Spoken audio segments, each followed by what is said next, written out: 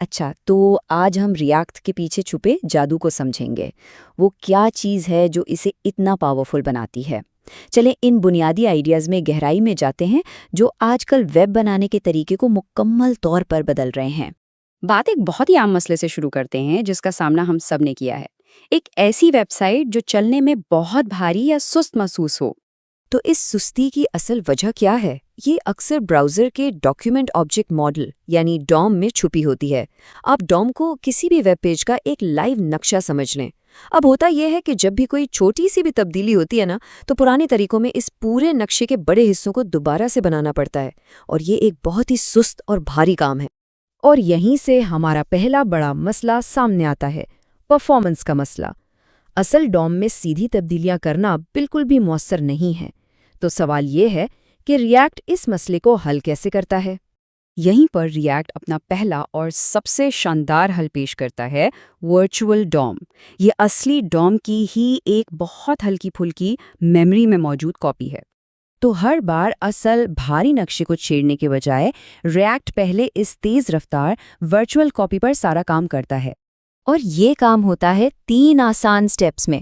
سب سے پہلے جب بھی کوئی تبدیلی ہوتی ہے، میموری میں ایک نیا ورچوئل ڈوم بنتا ہے، پھر اس نئے والے کا پرانے سے موازنہ ہوتا ہے تاکہ پتہ چلے کہ اصل میں بدلا کیا ہے، اور آخر میں صرف اور صرف وہی تبدیل شدہ حصے اصل ڈوم میں اپڈیٹ کیے جاتے ہیں۔ یہ بالکل ایسا ہی ہے جیسے پوری دیوار کو دوبارہ پینٹ کرنے کے بجائے صرف ایک خراب ٹائل کو بدل دیا جائے۔ تو ٹھیک ہے، رفتار تو ہمیں مل گئی، لیکن ریاکٹ صرف تیز ہونے کا نام نہیں ہے، یہ ڈیولپرز کے سوچنے کے انداز کو بھی بدل دیتا ہے۔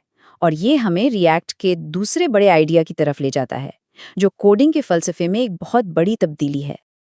دیکھیں، کوڈنگ کا جو پرانا طریقہ ہے یعنی امپیریٹیو، وہ کچھ ایسا ہے جیسے کسی کو قدم با قدم ہدایات دینا۔ یہ کمپیوٹر کو بتاتا ہے کہ کوئی کام بالکل کیسے کرنا ہے، ایک ایک سٹیپ کر کے۔ لیکن ریاکٹ استعمال کرتا ہے ڈکلیریٹو طریقہ۔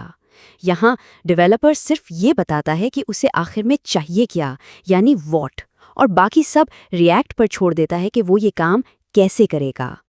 اور یہ تبدیلی بہت بڑی ہے۔ اس سے ڈیولپرز کو ہر چھوٹے قدم کی فکر کرنے سے آزادی مل جاتی ہے۔ وہ صرف یہ بتاتے ہیں کہ آخری نتیجہ کیسا دکھنا چاہیے، جس سے کوڈ نہ صرف بہت صاف ستھرا ہو جاتا ہے بلکہ اس میں غلطیوں کا امکان بھی بہت کم ہو جاتا ہے۔ اچھا، ہمارے پاس رفتار بھی ہے اور سوچنے کا ایک آسان طریقہ بھی، لیکن ان کو استعمال کر کے بڑی اور پیچیدہ ایپس کیسے بنائی جائیں؟ یہ ہمیں ریاکٹ کے آخری حل کی طرف لاتا ہے، جو کہ ہے تنظیم اور ڈیٹا مینجمنٹ کے بارے میں۔ اس حل کا پہلا حصہ ہے کمپوننٹس۔ ان کو آپ یو آئی کے چھوٹے چھوٹے خود مختار اور دوبارہ استعمال ہونے والے ٹکڑوں کے طور پر سوچ سکتے ہیں۔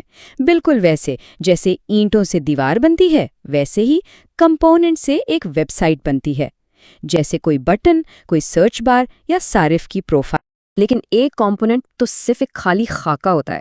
اسے کام کرنے کے لیے ڈیٹا کی ضرورت ہوتی ہے۔ تو یہ ڈیٹا کہاں سے آتا ہے؟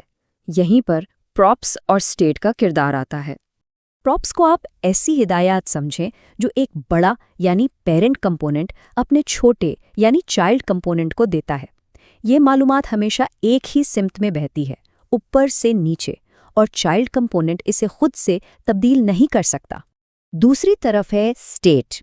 یہ کمپوننٹ کی اپنی ذاتی یادداشت ہے۔